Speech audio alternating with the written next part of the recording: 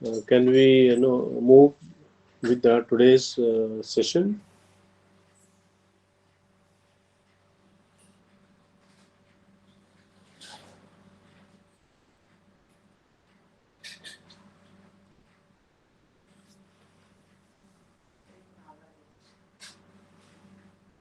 Good morning, RC, and I can see that you have initiated the recordings, and also we have a couple of learners already joined with us.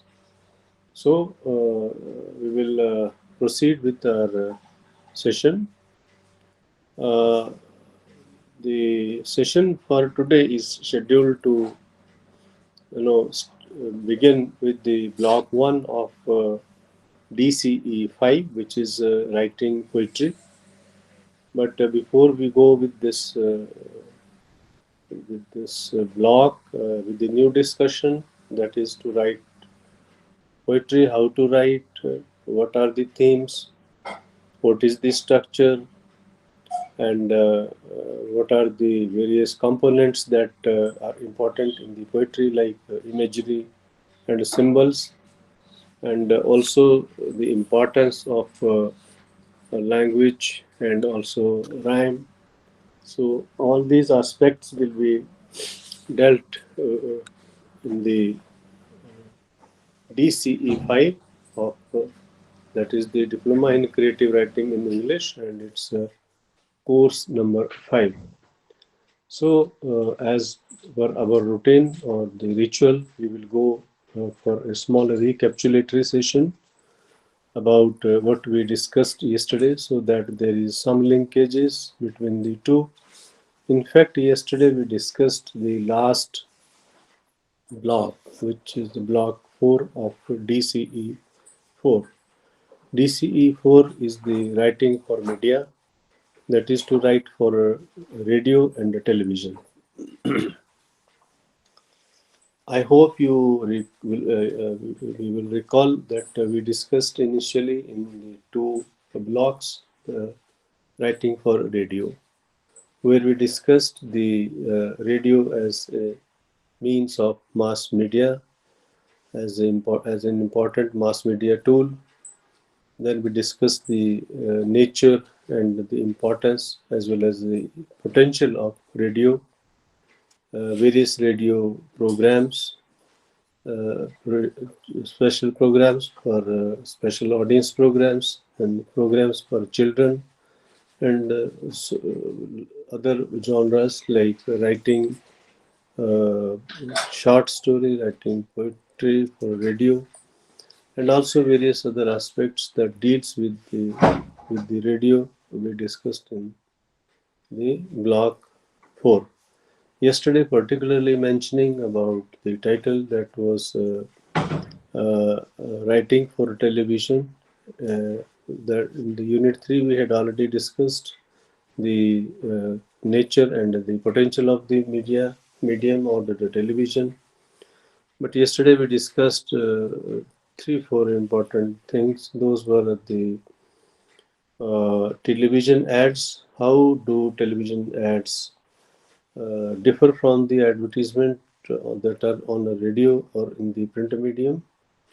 We had a lengthy discussion as to what goes into making the advertisements and how advertisements affect the general public, and what content is called advertisement. So perhaps you will recall that we categorically discussed that there is financial transaction that is essential condition with the advertisements, except for like public service advertisements.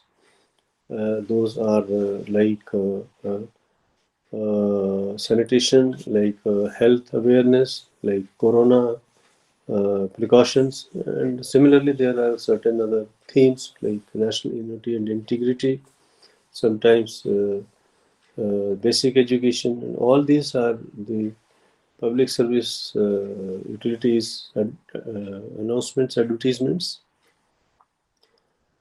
We also discussed yesterday one important aspect of television, that is the video magazines. How video magazines differ from the video programs, because in video programs we deal with only one theme, but in video magazine there are couple of a series of small small picklets, and those are taken from the already telecast or the broadcast programs. So those are chosen and then those are edited properly and put in a series, and that is called the video magazine. Yesterday we also discussed another important topic, that is the television documentary. We discussed earlier the radio documentary. In fact, what makes documentary is similar to radio and television, except for the treatment. In television documentary, there is very little role for the words, but that is very emphatic. And if the opening remarks comes effectively, then that means the beginning is good. Then there is development, and then there is conclusion. At the end, there is a definitive statement about what is the outcome of this particular issue upon which the documentary has been produced. Likewise, yesterday one very important discussion that we had, uh, that was regarding the writing for television, that is writing for children. So it is very essential that writing for children or for television programs is very carefully crafted, because there are certain universal precautions, name rules, those have to be followed. The writing for children cannot allow anything that is confusing, that is having contents dealing with those incite violence, bloodshed, language which is not healthy or rather indecent language, and there are certain other forms in the language which cannot be allowed to go into the writing for children, whether it is radio or the television. At the same time, there has to be precaution taken for choosing the right kind of visuals, uh, because if the visuals, the narration is all right, but if there is a wrong set of visuals that has been chosen for the children's program, there is a problem. And there are a lot of variety for children's program, like Tiny Tots, like Jungle Book, and many other such programs are there which are very popular amongst the children. Fairy tales and like Shaktiman, like Chota Bheem. These are all very important programs on television. Those are meant for the children. While writing the script for these programs, it is necessary that proper language, the simple and clear language is used. We also discussed one very important aspect of that language is that children, they speak, they understand very plain language, nothing twisted in it, nothing implicitly hidden agenda there through the language. Or the children like very flowery language which has rhyme, which has rhythm, which is soft, having the good to listen to. So there are certain precautions as well as certain parameters which have to be followed for the writing for children for television. So I think that would be enough to take a small back journey with yesterday's proceedings. So now we will move ahead, and we will focus now on the block 1 of DCE-05. Perhaps you are aware that DCE-05 is the writing poetry. So writing poetry is very important genre of creative writing. In fact, this is one of the key area of creative writings, and most importantly, writing poetry for, is one such area where all the imagination, all the articulatory perfection, or all the writing skills have to be brought into writing poetry. So in this particular course, that is course number 5, DCE-05, there are four blocks, and the block 1 will discuss the themes. What can be the theme for the, or what are the various themes for writing poetry?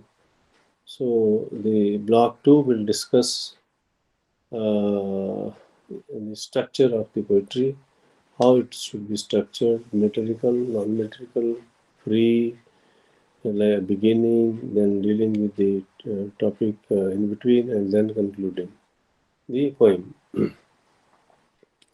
Because like fiction, that is short story or the novel, there is a beginning in the poetry, in the poem, and then there is treatment, development, and then it is also concluded. Then block 3 is imagery and symbol. So we will be studying, discussing what is imagery, that is very important. What are symbols, those are important, because without imagery, the the the message that the poet wants to put across cannot be, sent, cannot be.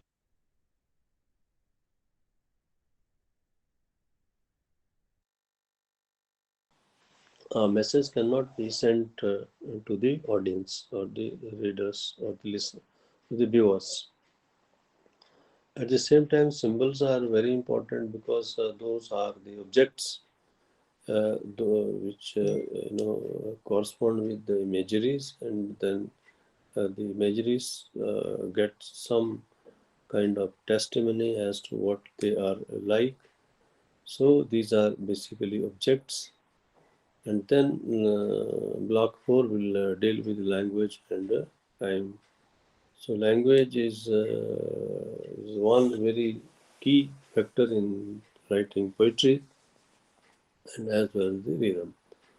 So we'll now go to block 1, which is the theme. So the title of the block is Theme for the Poetry. So theme for the poetry, or various themes to write poetry. This will be based on the 4 units. The unit number 1 is persona. Then there is natural or landscape. The third unit is about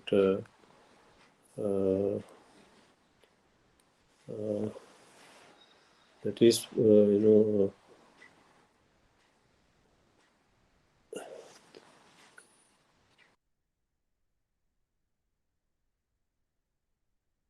the unit 3 is sociological.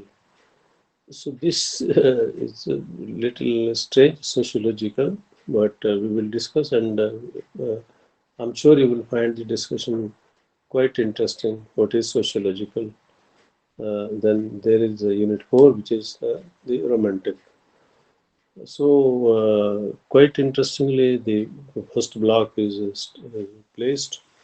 So we will go to unit 1, which is personal.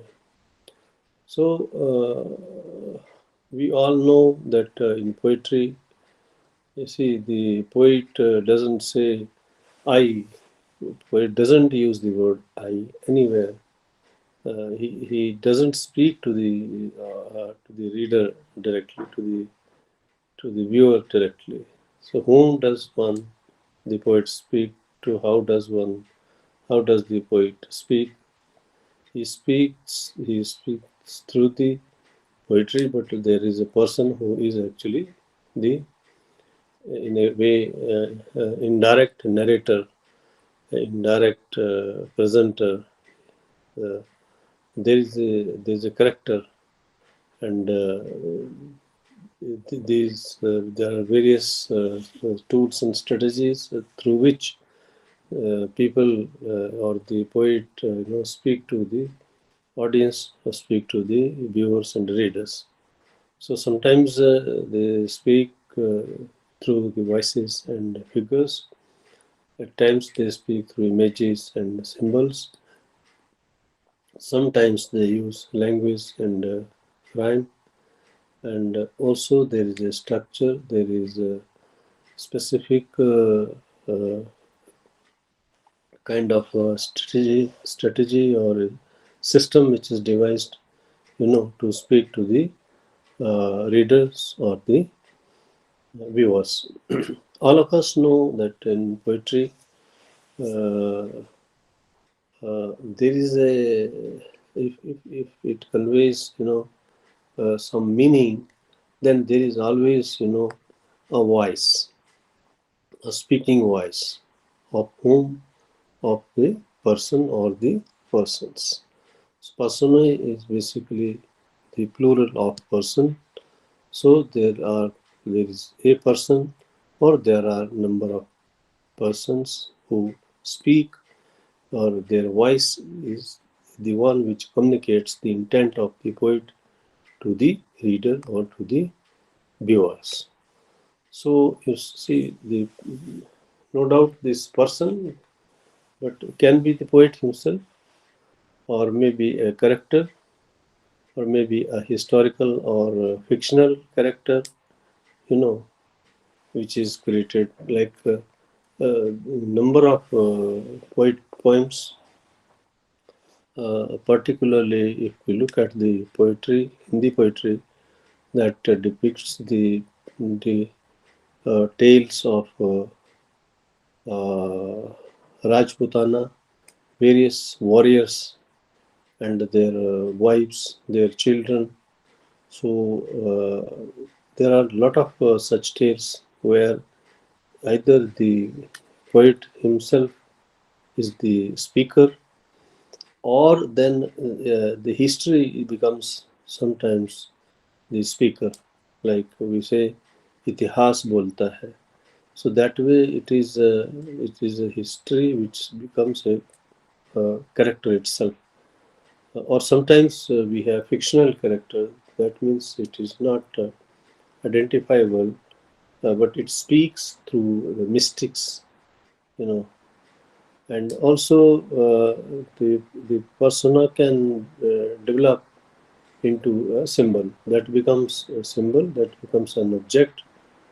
And of course, with the help of language and verse, rhymes, we can create the desirable effect on the reader or the viewer.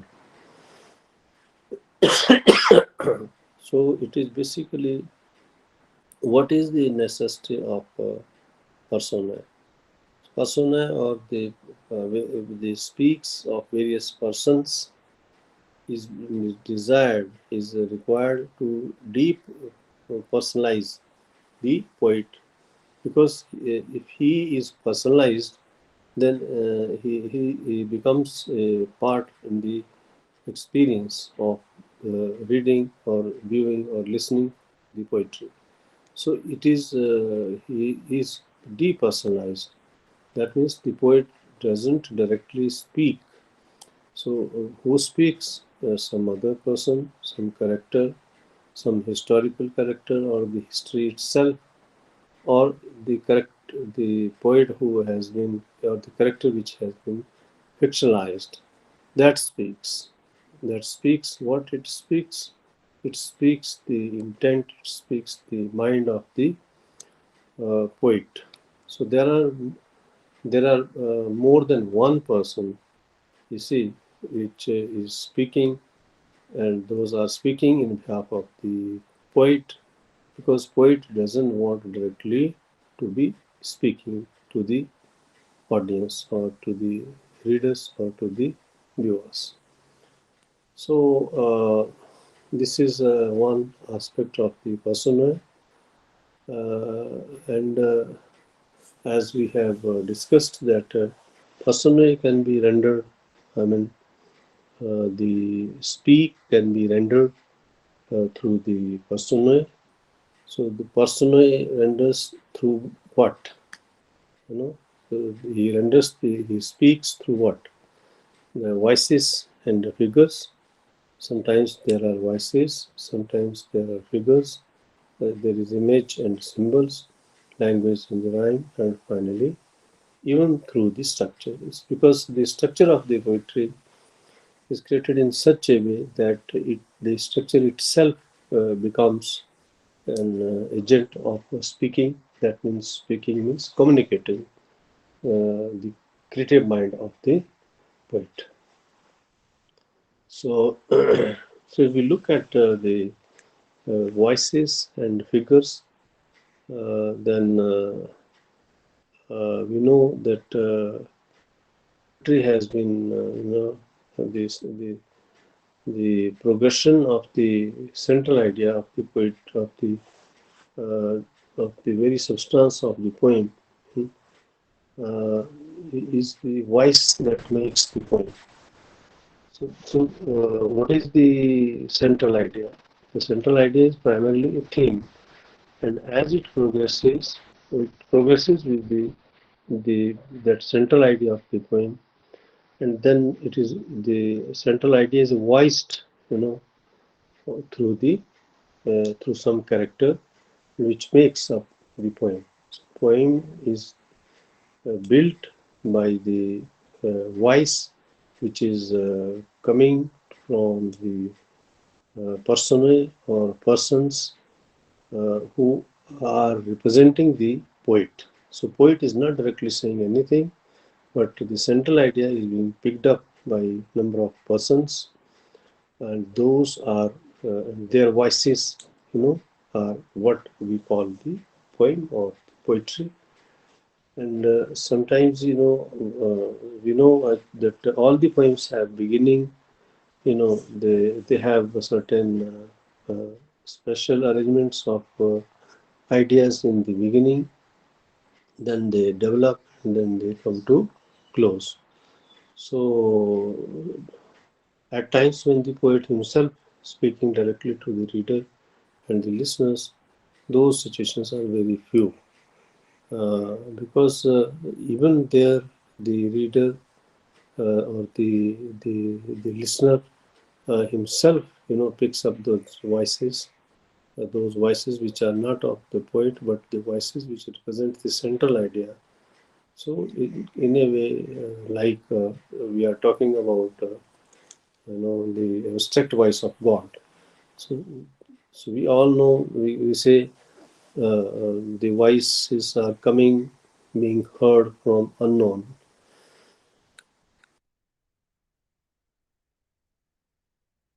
So this, unknown voices are abstract voices. Someone might be talking about the mystic poetry or the uh, or where the character is God, and often if we look,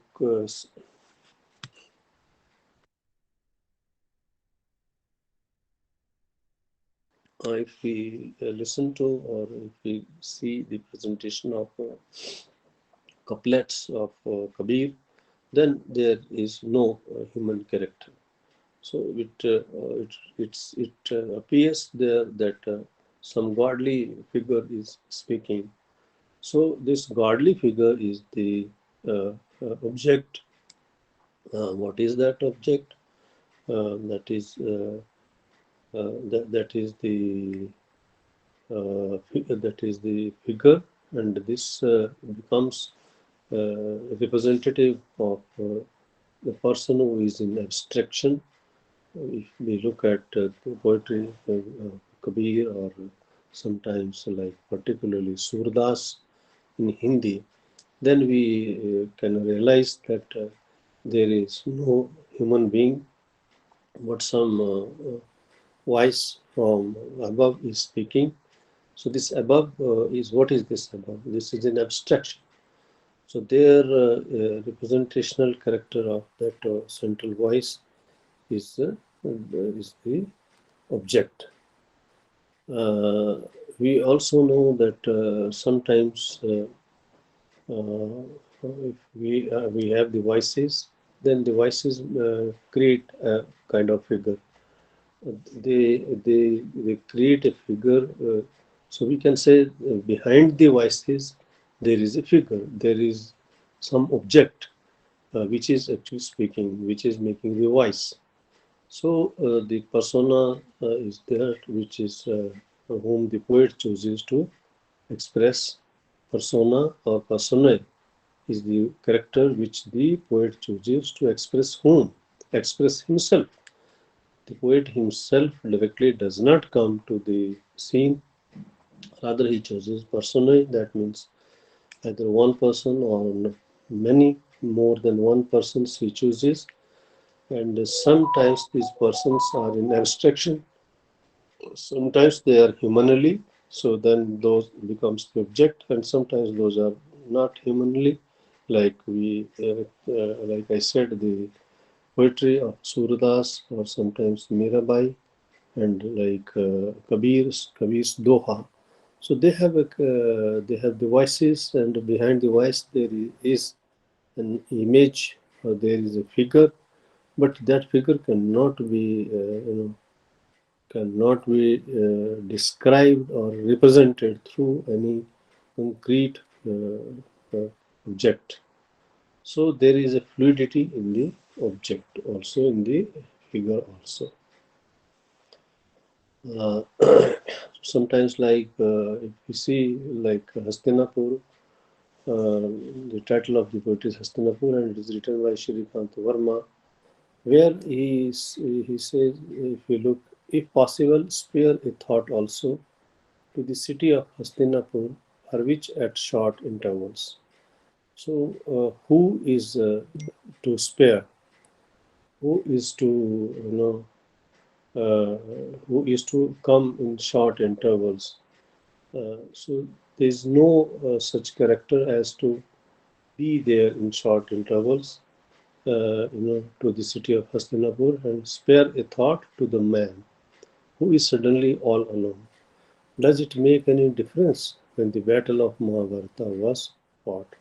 So there is a historical description, but it is all talking about an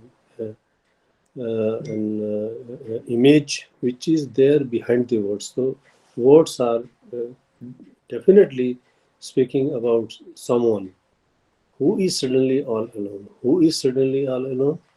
So this means there is someone. So then, when say, does it make any difference when the battle of the Mahabharata was fought? If possible, spare a thought also to the city of Hastinapur, for which at short intervals. So, if we look at the vastness of the battle, which is continuing for more than a month, and where numberless people have been killed, then the image behind the voices is that someone should come to stop the war so that this bloodshed can be stopped like this. So this is the image behind the words. So this image is actually speaking through the words. What it is speaking the intent or the mind of the poet. The poet has conceived an idea and he has developed it, and he is using an image which is behind the words. So, while writing poetry, sometimes this kind of strategy is used, where poet does not directly speak his or her mind, but they use the words where they create an image. So this image is behind the words. I mean, it is not created after the words have been spoken, uh, but before it is spoken, there is an image which through which the words are spoken. So this is one point of discussion, which is the voices and the figures. Then comes the images and the symbols. So what are the images and the symbol? Images are like, yeah, okay. Uh, the poet uses various word structures to create images, and then those word structures creates an image which is then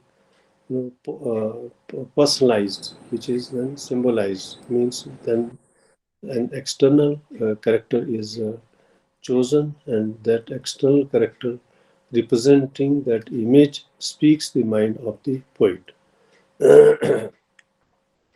So if we look at a piece of poetry, then we can see like there is a poem, The Second Coming. This reads, but now I know, but now I know that 20 centuries of stony sleep, that 20 centuries of stony sleep, we have vexed to nightmare by a rocking cradle. See, this is the poetry which is written by uh, Y.V. Yeats, and such poetry had never been written before. So the Sir, second I can't coming. hear, sir. Can you hear me? You can't hear. Uh, you can't. You are not getting my audio.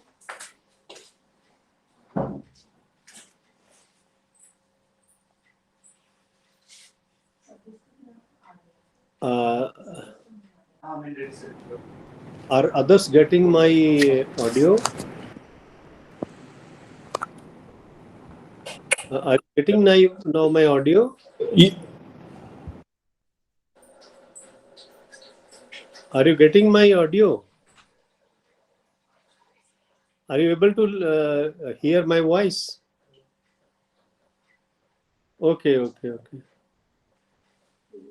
Okay, okay. I think there must be an issue with your system slightly, but please see that. I was talking about the image and the symbol. So image is that is what created through the words, and then it is symbolized it by an external object, because we are talking about personae through images and symbols. So I read a few lines written by Y.V. Yeats in his poem, which is The Second Coming. It says, but now I know that 20 centuries of stony sleep we have vexed to nightmares by a rocking cradle, and what a rough beast its hour come round at last, slouches towards Bethlehem to the boar.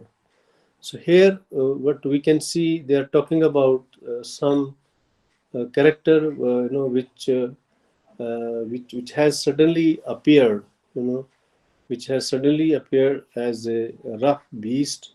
But what is that character? That character is like rough beast. So this is a symbol which has been created from the outside world, and that world is relating to us. Or there is another symbol which is the stony sleep. So actually, that the image is something very deep slumber, very late coming thing, which has to be symbolized by the external character, external object. So it is like stony sleep. So this is stony. What is stony sleep? We don't have a concrete object or concrete feeling like which can be stony sleep. What which sleep like stones. So is there any sleep which is like stones? But this is what the poet has created as a symbol, and this symbol represents an image which is behind the words, and that image is that long slumbered idea of something has suddenly appeared, or some character has suddenly appeared after a long slumber. So his long slumber was just like stony sleep. That means a kind of sleep which couldn't be disturbed, and very sound sleep. So this is the image and the symbol. So we can see symbol is usually an outside object, whereas image is very intimate and personal, and you can say it is much more in emotions, much more in idea, whereas symbols are external objects, and those objects represent actually to represents and relate to the listeners, or to the viewers. So that means the objects, these symbols are objects around the around our life, and because poetry has to relate its idea to the listeners or the reader. If it is not able to relate, the poet is not able to relate, then the poetry is not interesting. Poetry cannot be said to be a good poetry, because every poem has to convey something. It is not mere jugglery of words or play of words, though it is play of words essentially, but behind that play of words there is an image which speaks to the external world. And how does it speak to the external world? It speaks through the symbols. So the images speaks through the world via symbols. So this is one important aspect of so who speaks primarily? The poet speaks, but poet does not come directly. Like if we read or listen to the poetry written by William Shakespeare, or T.S. Eliot, or W.B. Yeats, or Milton, or any other Shelley, then they don't directly come into narrations, or they don't come to the narratives themselves, but they choose to use some other person. That may be an actor, that may be a character, and then that character creates images, and those images are conveyed through words, and then then they are related to external world through symbols. So we can see it very well, like that 20 centuries of stony sleep were vexed to nightmare by a rocking cradle. So there is a stony sleep, which is external symbol. There is a rocking cradle, which is also external object, which is the symbol. And like another is the rough beast. So what is that rough beast is an idea which has suddenly emerged after being in dormancy for countless years and very long duration. So if we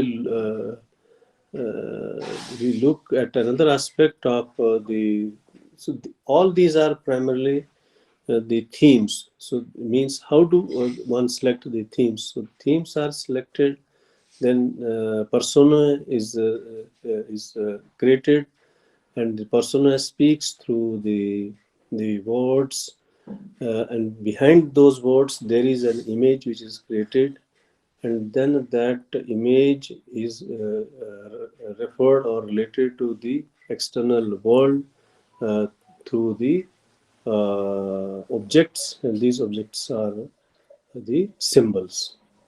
So if we look at the language and the rhythm or rhyme, then we know like the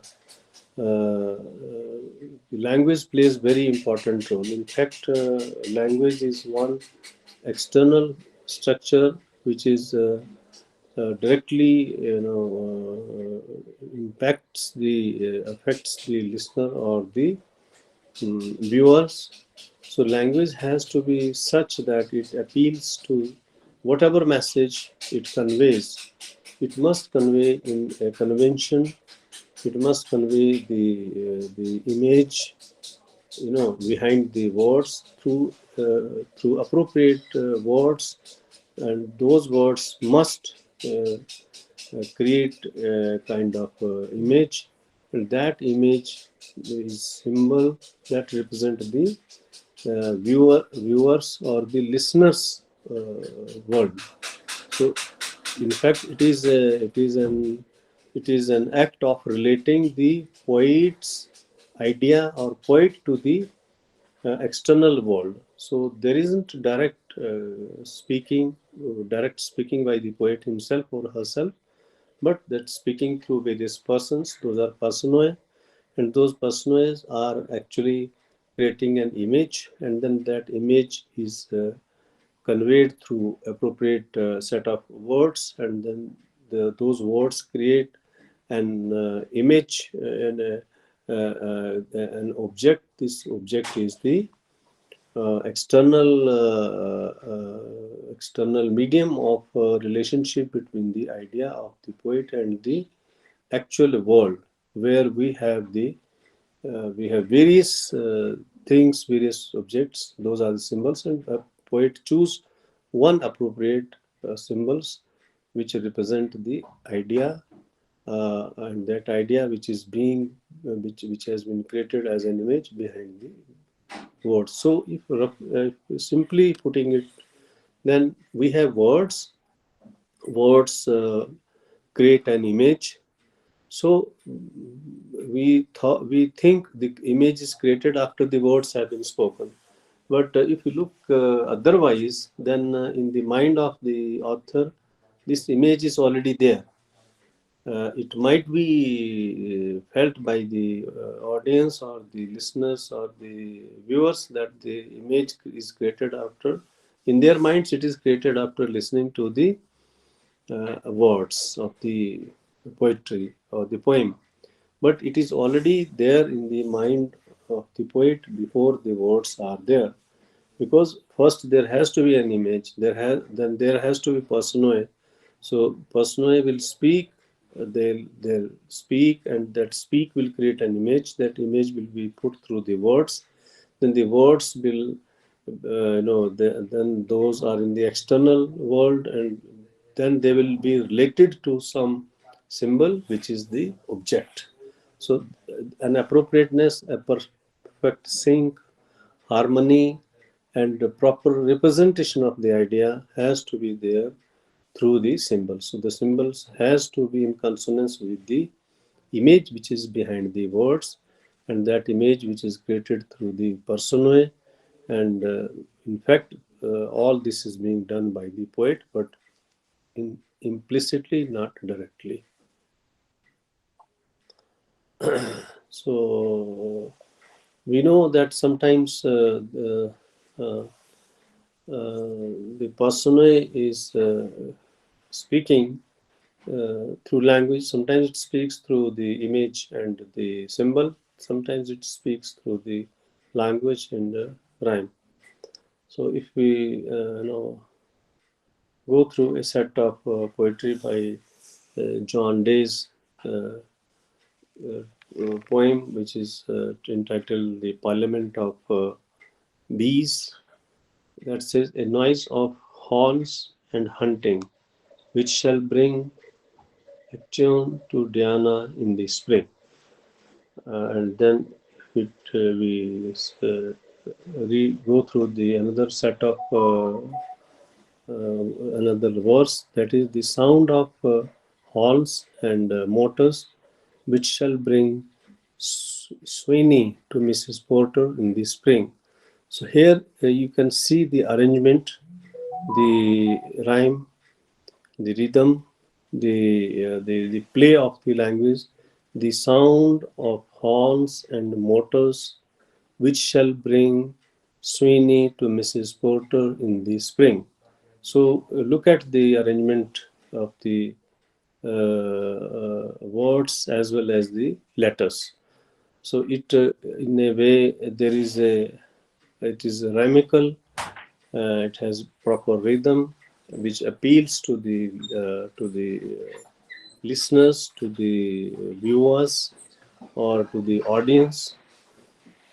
So if there is a change in the language, in the rhyme, then there is a complete change in the uh, in the meaning that is to be conveyed to the readers or the viewers or the listeners.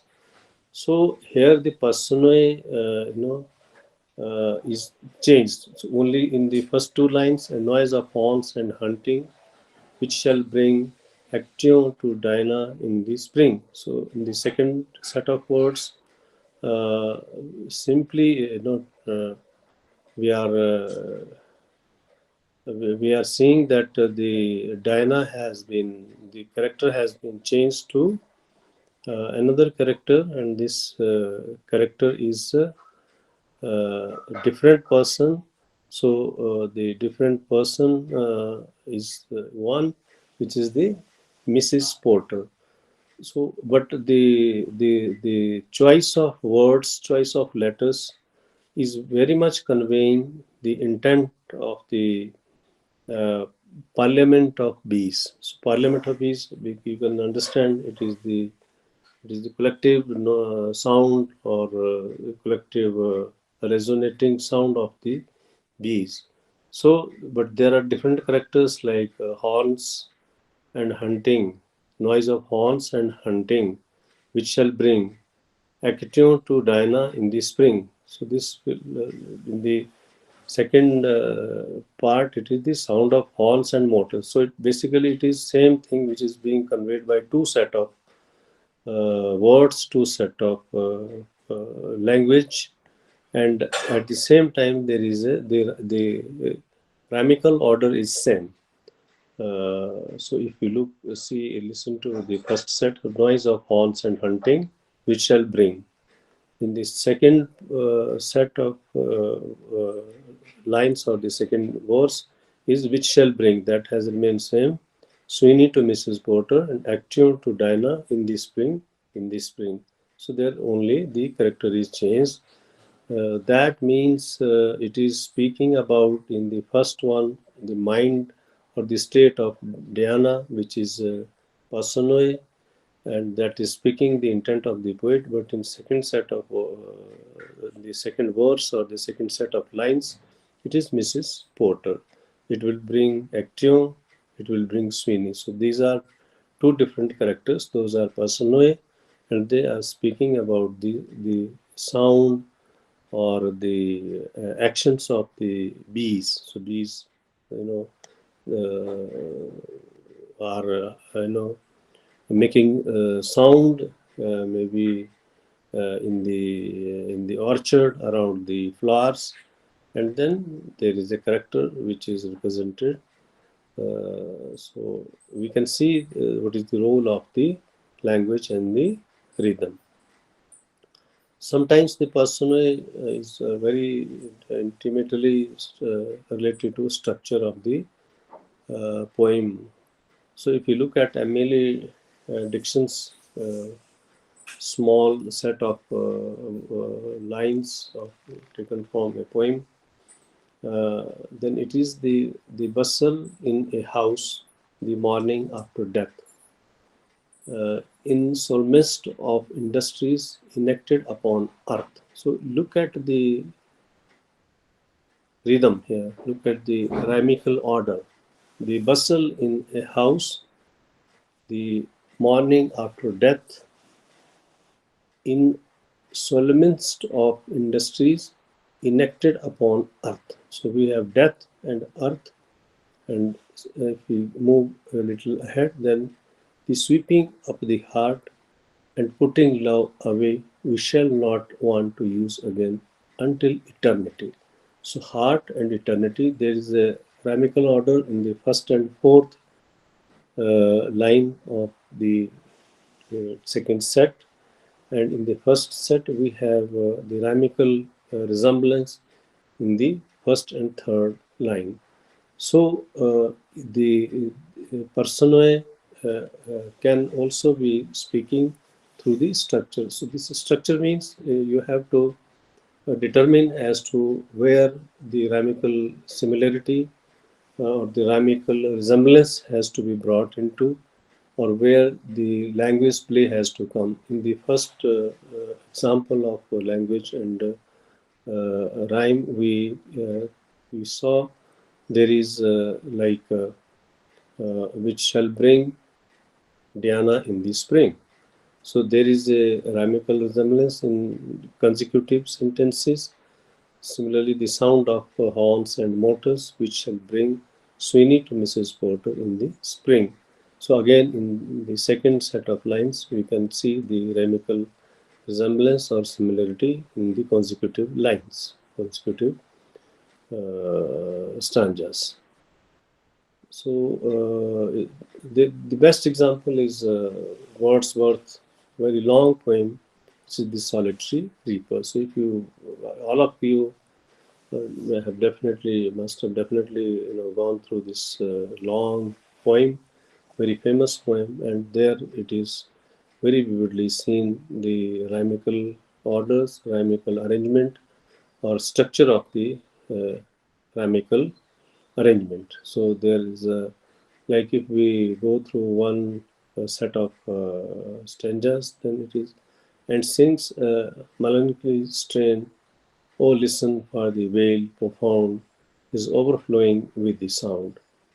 No nightingale did ever chant more welcome notes to weary hands of travelers in some shady haunt among Arabian sands. So here you can see the arrangements in each stanza resembles and putting and repeating the rhythmical resemblance, rhythmical arrangement is made in such a way that each stanza has the same kind of tone and inaction of words, the set of letters which creates a resonating sound that is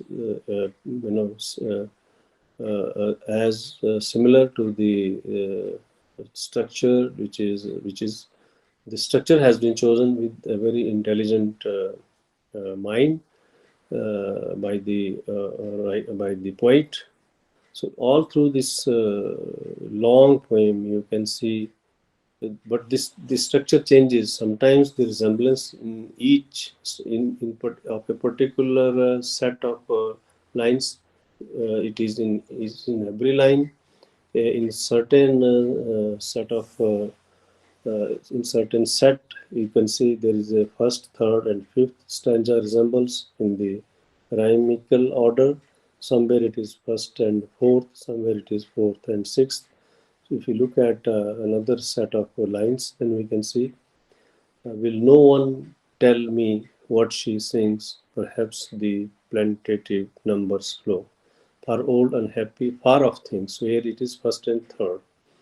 And battles long ago, flow is in the second, and ago is in the fourth.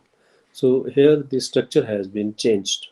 So we can see the rhymical structure being changed here. So the solitary reaper is one good example of the language in the rhymical order as well as the structure of the poem. So personae, the speaker here is using different structure in the rhymical order. So this all actually gives concrete idea as to how to compose the poem, how to write the poem, what should be the role of the images and the symbols, what should be the role of the language and rhymical order, how it should be structured. So persona, or the person who is speaking, the mind of the poet adopts number of so these are if we call them strategies, I think that would be more appropriate. So sometimes the persona uses formal approach, it becomes vivid. Sometimes it remains implicit. So it is both informal and informal, depending upon the image which is created, which is there behind the words. and then there are words which represent a figure which is compared with the object or the symbol that is in the outside world, which is related or which relates itself to the viewers or the audience. So the idea here is to bring a message to the audience, whereby the audience itself relate to the uh, uh, poem or the central idea of the poem, which is ultimately relating the audience with the poet or the creative writer or the creative author.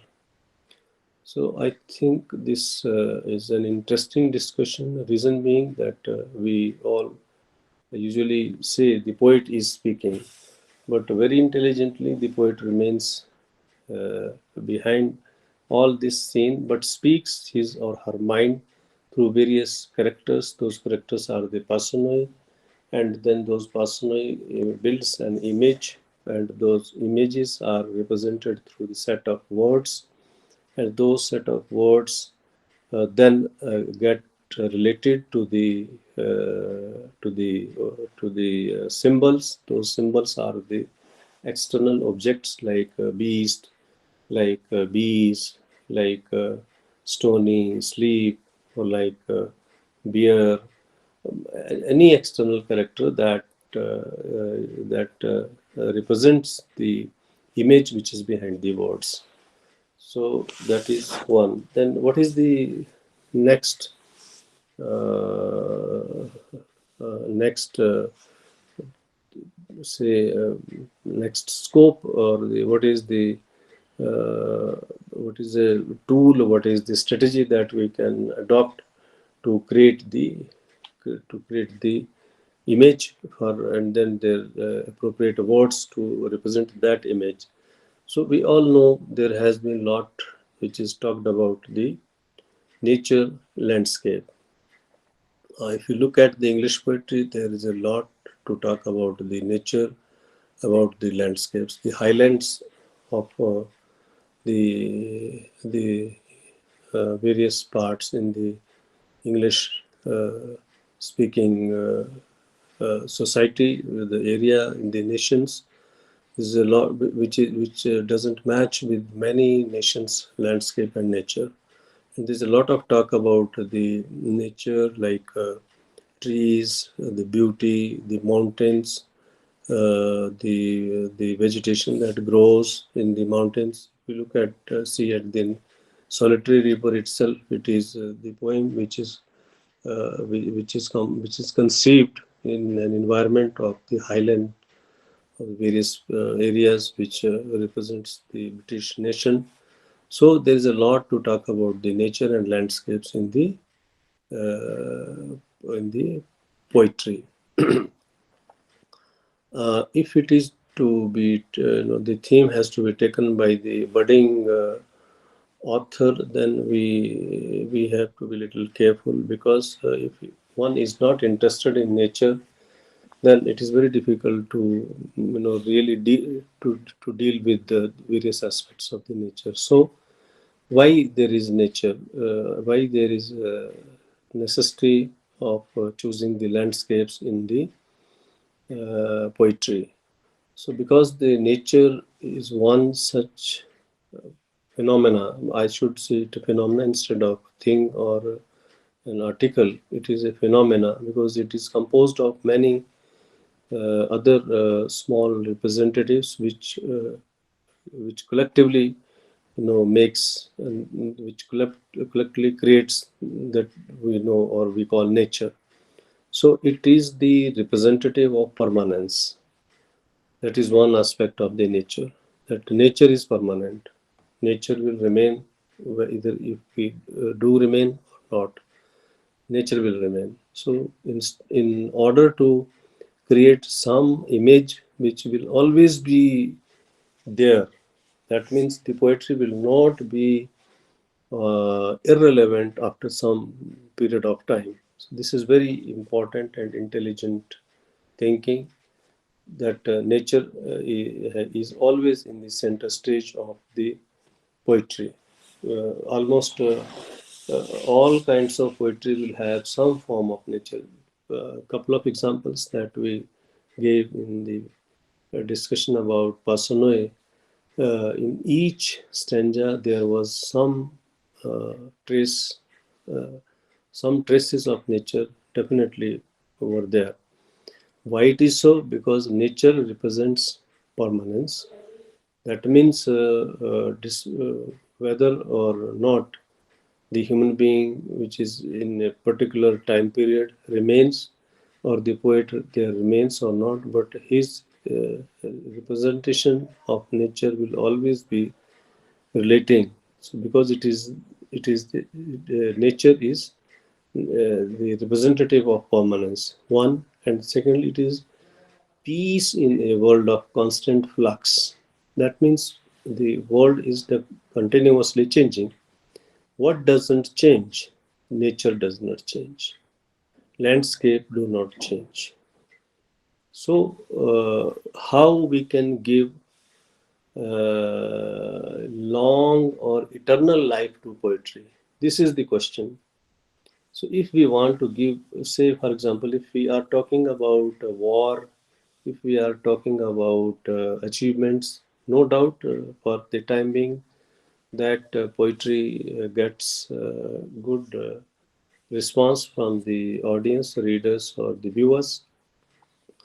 But then, some elements in it are always from the nature. Because if we talk about say, it is the nature of the war that the people are to be killed. Or then if we look at the poetry about Mahabharata, then it very clearly say, after the destruction, there is the creation. So this is a natural phenomena. We are always talking about nature. Nature in many ways. Why? Because if there is destruction, there will be creation. So that gives the poetry a status of permanence. Means this law of nature will always be there. So because it is having the sense of permanence, so nature is always you can find nature in the poetry. So it is second important issue, why nature is important, or why nature is always chosen as central character in the poetry.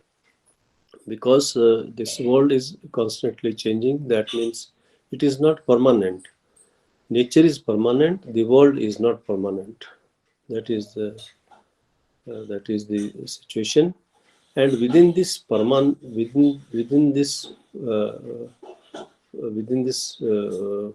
flux, within this changing, or rather I should say unstable world, how to bring the constancy, how to bring the stability, how to bring a peace, that is through nature.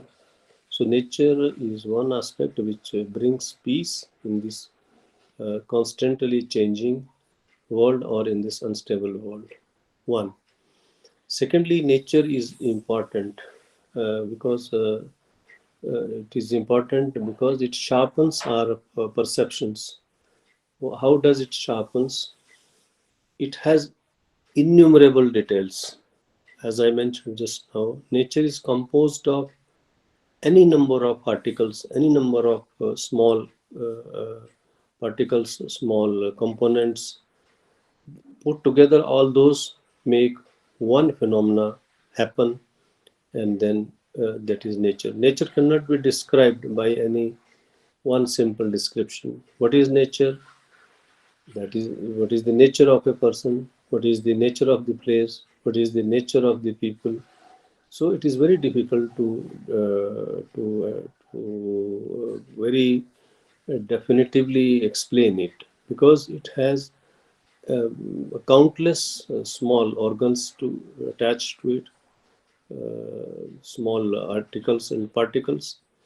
And when we look at the nature more intimately, then we come to know about the importance, about the role of all these small things, all these small objects and organisms. If there is a beautiful flower, it has not come without the water, without the soil, without various other organisms which existed in the soil, without the sunlight, without the role of the rains, without certain temperature conditions. So then we can see countless, details in the nature. So that means it is a very good idea to discuss the nature and the landscapes, because ultimately landscapes emerges because of nature only. So, or we can see the various situations of the natures around us. Those are landscapes. So we come to know through the nature that which makes the landscapes, that there are so many organisms which play a very important role in constitution or in creating the nature. And the thing is that it stimulates the sense of their mystery. We become like in the previous poem, we were talking about the horns, we were talking about the hunting. So who hunts? The bees. What they hunt? Nectar. From where they hunt? On the flowers. Where the flowers come? From the soil.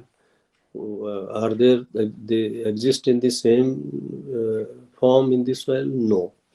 They are in the seed form. Then the seed sprouts, then it germinates, then it grows, then it eventually there is a stem, there is a bud, that the bud eventually develops into, and there are many changes in this journey. So then we come to know all these small details. So the poet will have many things to describe within one story of the flower, from its seed to becoming a full bloomed flower.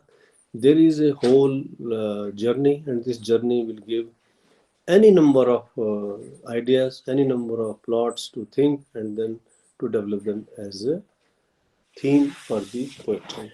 So this is one good area for choosing the theme. Well, uh, the the nature and the landscapes are always, they cannot be called ugly. In no sense they are ugly, because those are the innate creations. Those are the not those are not humanly creations. So they have their beauty, and they have the variety, they have the aesthetic sense. If there is a flower, even if it is not the flower which we have created in our laboratories, and then it is DNA modified, there was a beautiful flower from which this we have taken the DNA, and then we have played with its DNA and then created another flower. But the most beautiful flower is the one which blooms, which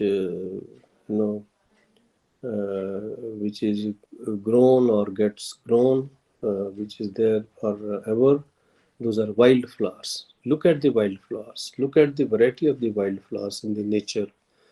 Then we can realize their aesthetic sense. So that means the poet, in becoming, rather, the budding poet will get an idea to write about the poetry, to the beauty of the nature of that particular flower. That means to write about the beauty of the nature in terms of flower, about the variety of the nature, in terms of any number of flowers and any number of organisms that exist in the nature. And from that, there is a sense of aesthetics, this sense of appreciating the beauty. So then he will be affected by that beauty and the variety, and ultimately he or she will be, tempted to write. So this gives a huge and huge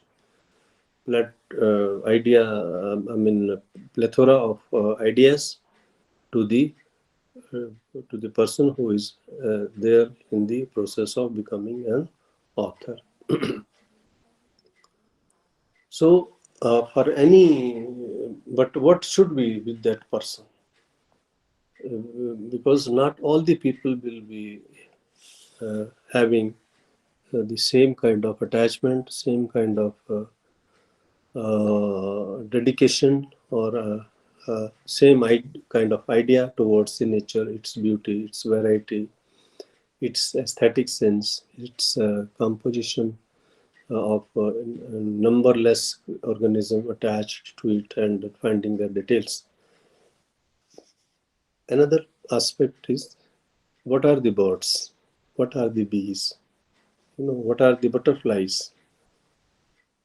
What are their various shapes? What are their sizes? What are their colors? Look at the butterflies or butterfly. How many shades of butterflies are having?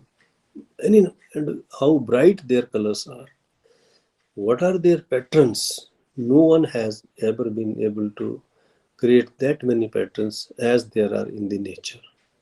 In the nature means the patterns with the butterflies. Can anyone think of that? If those butterflies would not have been there, we would have perhaps not been able to write that beautiful poetry as it has been written. We couldn't have imagined the beautiful uh, world of jungles without the birds, their noise, their chirping, their cracking. So, can somebody creates the variety of words that is there in the nature, or can somebody think of the bees and their humming sounds? This has never been produced artificially to that level of perfection as that is created by the bees themselves. But what is the fun of talking all this about? That is, the fun is that there has to be love of nature. There has to be the sense of appreciation of nature, in whose mind? In the aspiring nature poet's mind. So, so that is how all this is being talked about as a plot for writing poetry. If one has a sense of appreciating the poetry, one has innumerable themes and plots to write poetry. If one loves nature, one can write about the beauty of the flowers. One can write about the journey of becoming a flower. One can write about the green leaves of a particular set of flowers. One can write about the colors of butterflies. One can write about the humming sounds of the bees, about the sound friendly, about the ear friendly or the ear appealing sounds of the birds, about the different small to very big birds, their sizes, their actions, and so forth. So I think you can realize how much scope is there with nature and landscapes to write poetry about.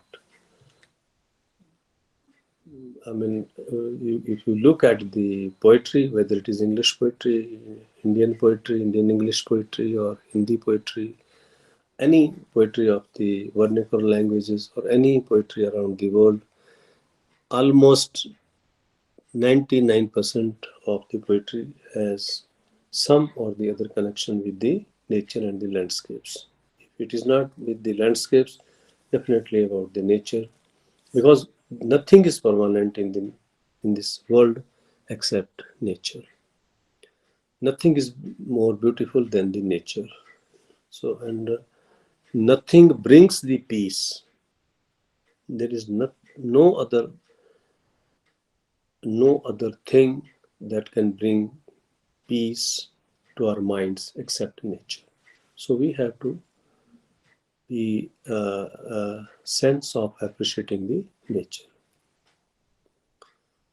Second prerequisite, one is love of nature with the budding nature poet. Second,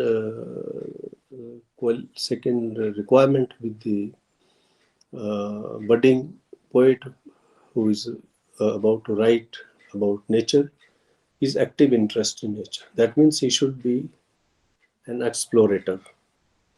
He should have a neck, ear, and eyes to look into the nature.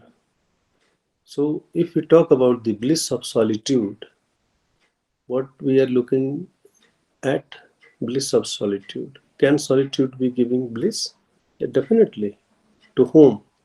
The person who can think of uh, the the element of peace that is found in nature. So can somebody dance with the daffodils? Okay. So in Wordsworth poetry, you can definitely dance with daffodils. When the daffodils dance, when there is a strong, cool breeze and the daffodils are fully blown, they simply move in a very rhythmical order, and that touches the mind, heart of the poet, and the poet writes. Then he also dances with the daffodils. So can a person dance with the daffodils? Can a person who doesn't have a very subtle sense of nature or whose heart is not pure, then it is very difficult to dance with the nature. But Wordsworth can dance, and his poem very clearly says, far off when on my couch I lie, in vacant or in pensive mood, they flash upon that inward eye, which is the bliss of solitude. And then my heart with pleasures fills and dance with daffodils. So dance with the daffodils is not possible uh, with a person who is not having interest in nature and active interest in. Third requirement is the emotional response to natural beauty. I have already discussed that one must have a knack or one must have a sense to appreciate the natural beauty. Until and unless it happens, one cannot be a good nature poet. Look at the rainbow, but some people will simply say it is the play of the uh, dews, the waterlets in the sunlight.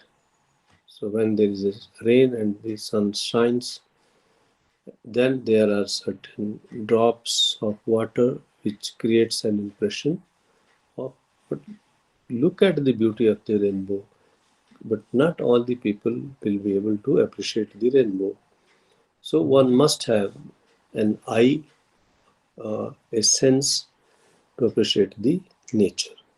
So if that is there, definitely there is a lot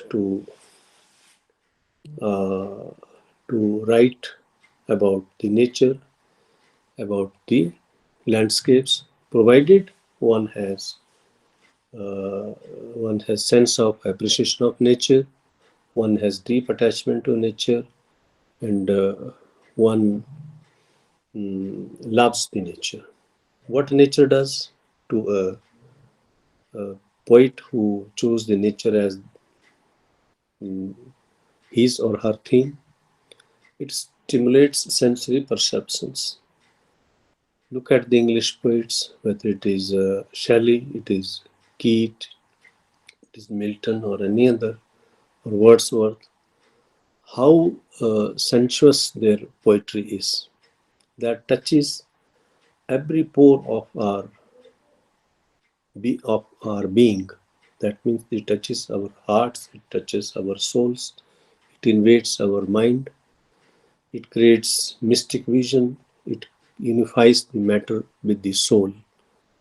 It, that is to say that it unifies the external world with our internal world, with with the not with some rod or with some object, but with the image gets unified with the object or the symbol.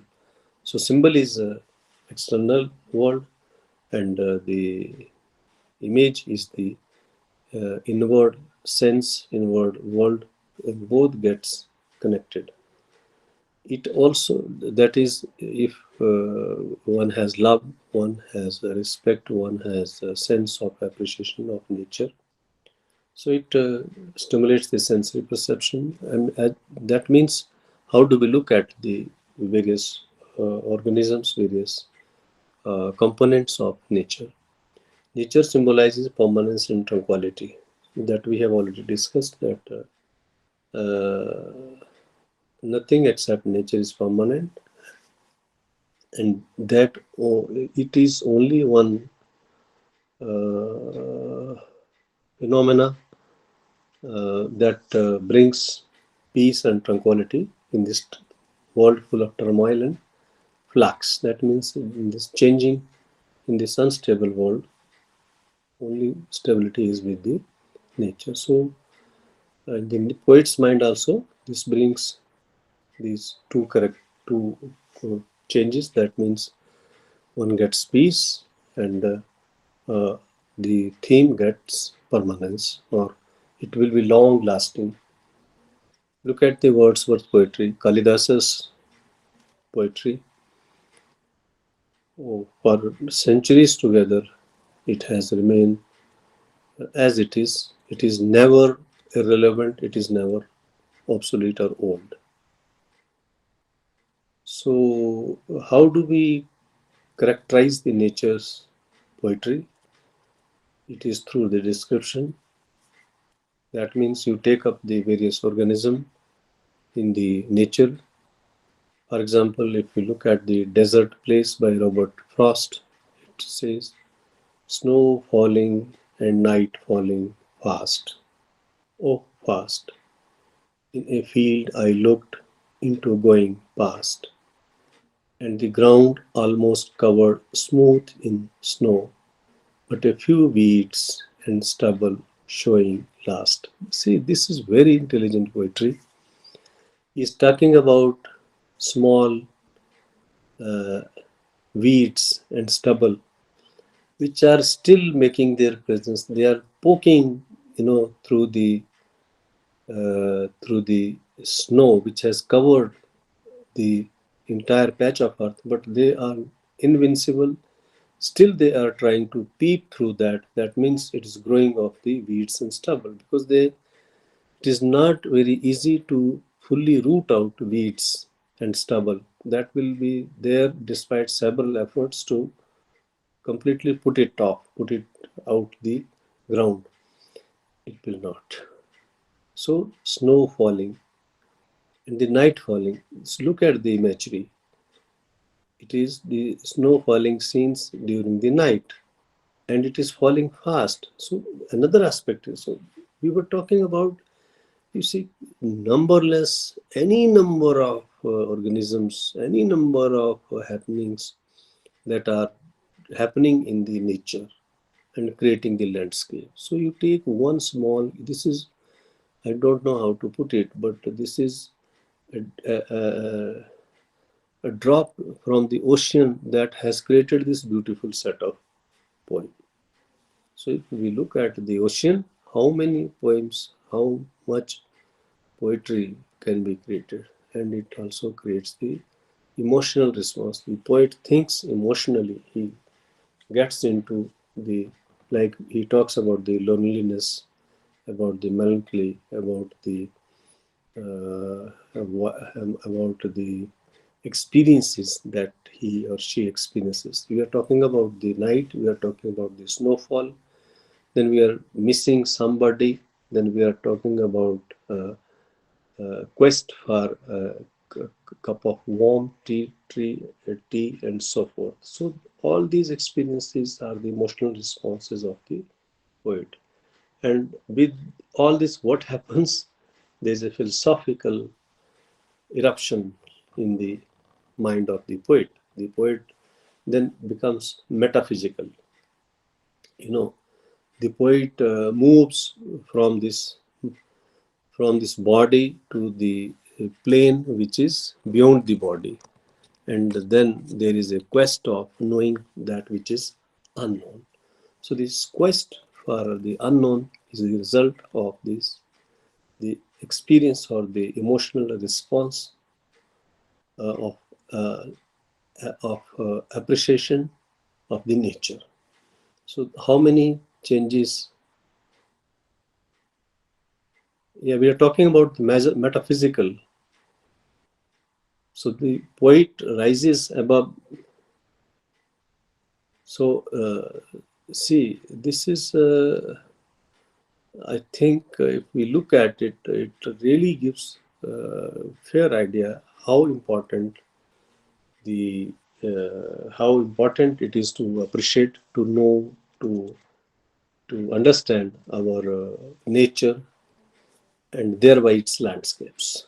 I will not move beyond this point about the nature and landscapes, because you see it is endless discussion. We come to another phase, we come to another area of choosing the theme, that is sociological. What is sociological? I think all of you already know. That means it is the sense of being. This is sociological means becoming part of the sociology. So what is sociology? Sociology is the active life. You know, uh, how do we behave? How do we live in our society? And all that makes the society is the sociological. So there is a range of sociological themes. There's a lot to be learned from the Sanskrit poets.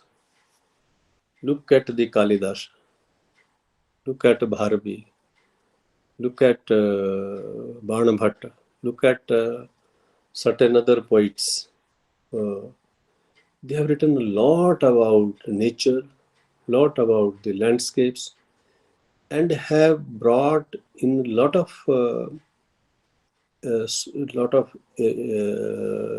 ideas and a lot of themes from the contemporary lifestyle. Look at the Ritu Sanhara. It is not only talking about the the season. The season is only more stimulating agent, but it is talking about this uh, separation of two people, their pangs of life, their pangs of separation, and within that the Kalidasa is bringing the the environment of a kingdom, of the king, his rule, his various roles as king of a particular country or a particular domain, and all that goes into making a king that is coming into the life of two people, which is affecting their lives, and then then the message is sent through the very natural agent, which is the so the nature, the person, the life around that person, all becomes one, all gets connected. So if we look at this particular um set of poetry of Sanskrit poets, It is very much vivid. How, like Valmiki's Ramayana. What is Ramayana? The first sense of composing Ramayana came from that word hunting scene.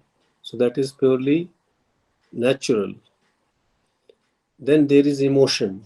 Then there is empathy. Then Rama comes into the picture. Then there is Dasharatha, Rama's father. Then his kingdom, his wives, their children, central character Rama. Then Rama's education. Then his coronation. Then the Swayambara. Uh, then the coronation story. So, where is society left outside? Where is the society not existing within the theme of such a beautiful epic, beautiful poetry? So, this is what the poet, the to talk about the sociological. So, there's a huge scope for sociological themes to bring into the poetry as a theme for writing poetry. So, range of sociological themes is endless. Uh, uh, in Indian poetry, it is already exploited to a great lot. But if you look at the Indian poetry in English, there are good treatment of specifically treatment of poverty. If you look at Hindi poetry, which Smitra Nandan Pant's poetry or Nirala's poetry, we can see the lady on the road who is working on the road in the very extremes, hot sun. So this has been exploited. Her poverty has been exploited.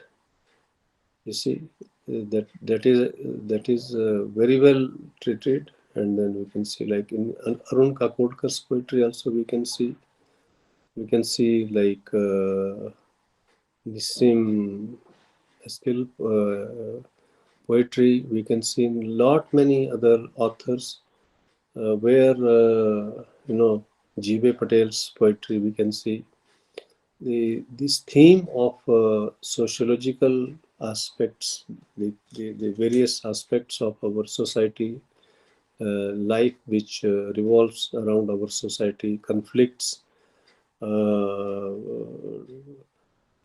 close relations, illiteracy, unemployment. All these have been quite, to a great extent, have been exploited, and poetry has been written about all these aspects. So we can say the sociological themes are endless.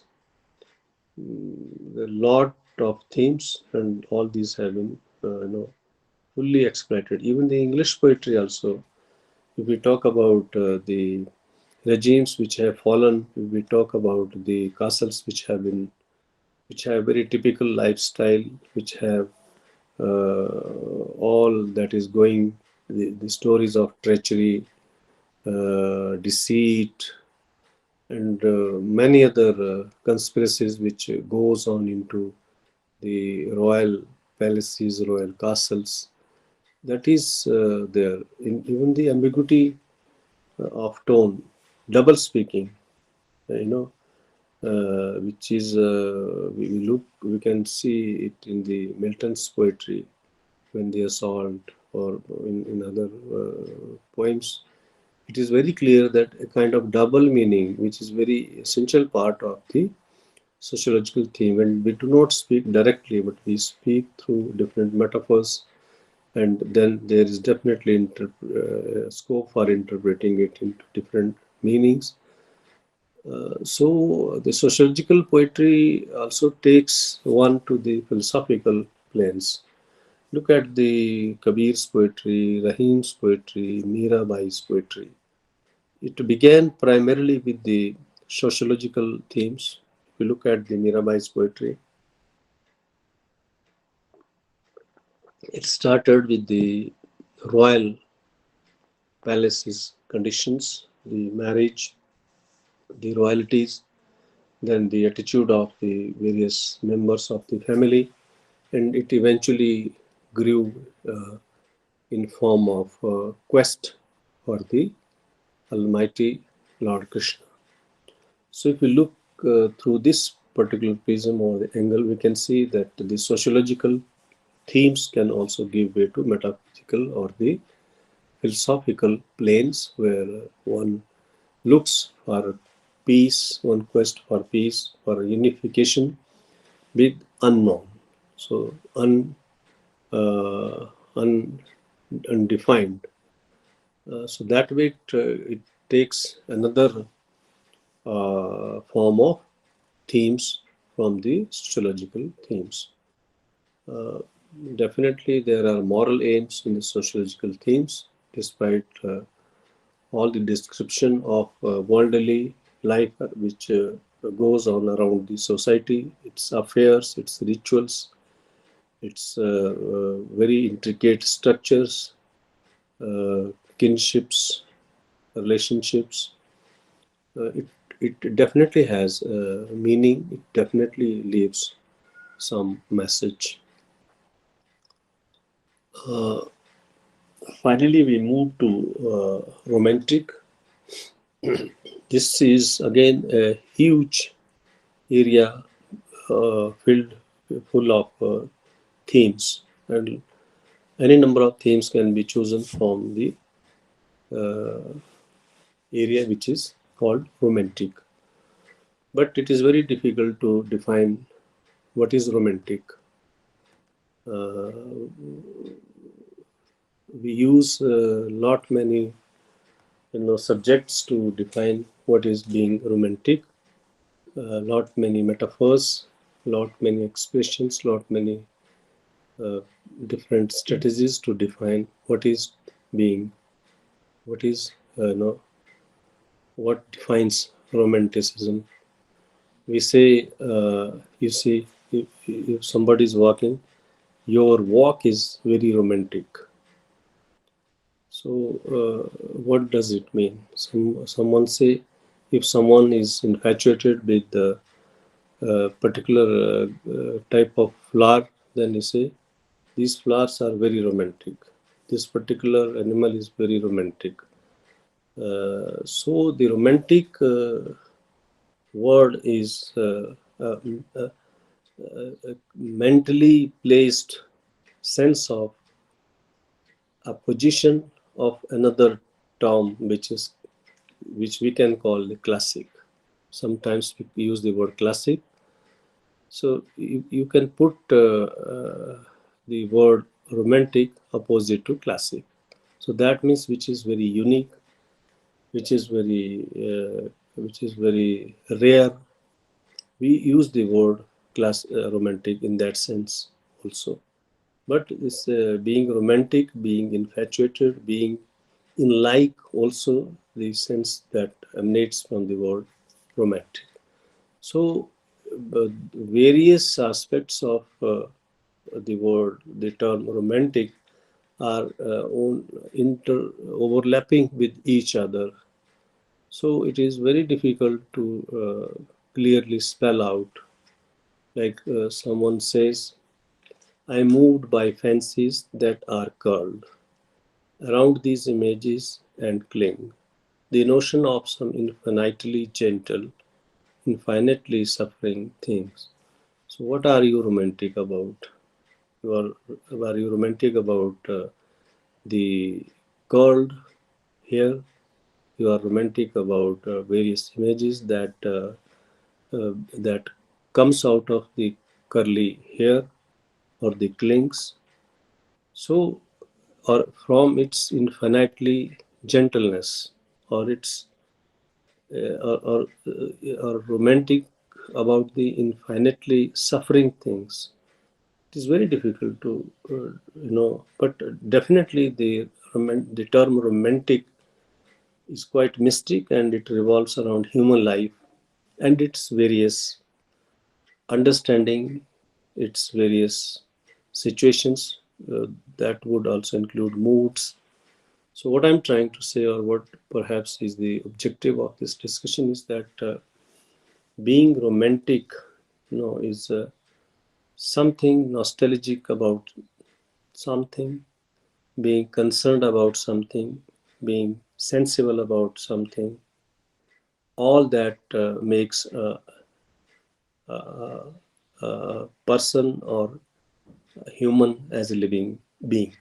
His or her sufferings, gains, achievements, torments, stripes, conflicts, all it's part of emotions, feelings, reactions, responses to anything and to everything, is to perhaps somewhere or the other way related to being romantic.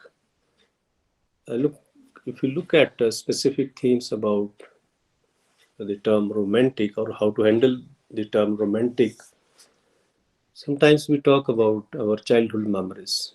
So what do we say? Then it means we are nostalgic about our childhood memories. So that means you are romantic about your childhood. So that is to remember the past. So if you remember the past, you are romantic about the past. You are nostalgic. Your nostalgia, sense of being nostalgic, being a person who remembers the past. So what does that all says? That is to be concerned about the insights and visions. What one must have thought in the very young age, what insights there would have been, all that is now the past. Whether or not it is fulfilled or it is unfulfilled, that is different issue. But if one is always talking about a predicament of earlier life, that I had this vision, I had this insight, but that didn't get full, it didn't get realized, materialized. So one is nostalgic about it, about nostalgic about the people that one was associated, like lost parents, siblings, happenings, achievements, failures, classmates, all this. This is one such area, huge area, full of themes to write about. If you look at the poems of K. Daruwala, like the Gharana in Spirit or the Death of a Bird, these have a different stint of being romantic. That is about romanticism or romantic about nature. In Hindi poetry, particularly with regard to Sumitranandan Pant and Mahadevi Verma, this has been exploited a lot. There are stories about the Gillu, a small little squirrel who is coming and making bonds with the poet, or the curly shades of the nature in the deep natural environment of Kausani in Uttarakhand. All that speaks a lot about the nature as theme, or the romantic theme. Above most of above all this, the the romantic has been exploited as a theme of love. So we can see there has been innumerable poetry written on the theme of love. So this here refers the romance, the being romantic, being in romance is being in love, being in different moods, romantic moods, the separation, the union, and all shades of the love, and being infatuated, being fond of others. You can find out any number of themes to write about the human nature, about the human emotions, about the attachment, about uh, the pangs of separation, desire of being one with the beloved. All this makes excessively fertile ground for writing poetry, and it leads to endless themes, endless scope of developing sub themes and writing about the poetry. So, with this, I conclude the today's session where we talked about the themes of poetry for the budding poets. Then we came through various situations where in the initial discussion we talked about the personae. That means the poet does not talk directly to the listeners or to the viewers or to the readers, but he brings in number of characters. One character or any number of characters, those become personae, and have they create an image of what the poet would like to speak to about, and then that comes in form of words. Then the message conveyed through the words get related to the external world. That means to the imagination of the reader or the listener, and the bond is established. It is done through images and symbols, language and rhymes and structures. Then we came to the discussion about nature and landscapes, very, very important area for developing themes. And we also discussed another aspect of themes, that is sociological. Obviously, the poetry has to be relating to the person, his society, concerns, emotions. That gives rise to a number of themes. And during the end of the discussion, very important area for developing themes, that is the romantic. So with this, we come to the end of this discussion. We still have 5 to 8 minutes. If you would like to give any feedback or any reaction or response, welcome.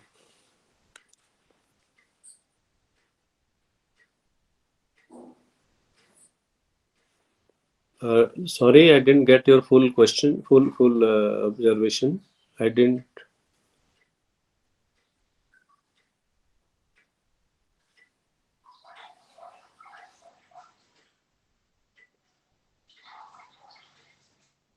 Okay, so what your question is related to?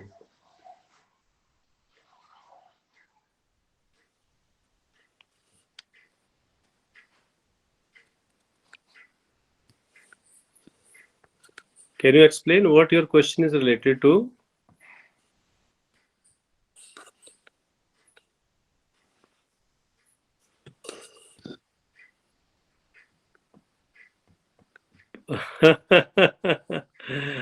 Very good, very good.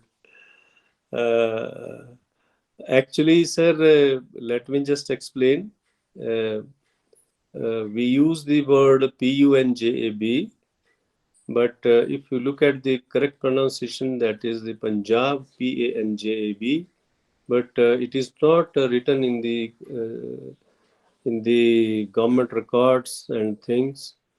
So I would say that Punjab is the one version which is officially endorsed. Let me just clarify it. Panjab is usually written for the portion which is not with India anymore. That part is written Panjab.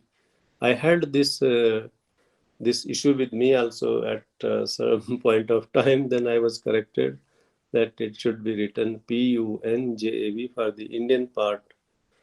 Uh, that is what I know, and the Panjab is usually written about the part which is uh,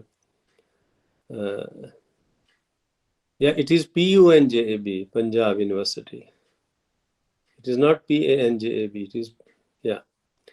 So, friends, thanks for your patient listening. I hope we get a good idea about the themes, how to and from where to bring in. And I must say that this topic is very, very useful for budding poets. So with this, I come to conclusion of this particular session. Say goodbye to all of you. Hoping to meet in the next session and discuss the next uh, part of the uh, DCE-05, which is the structure, how the poetry is written. So thank you very much and good day ahead to all of you. Goodbye.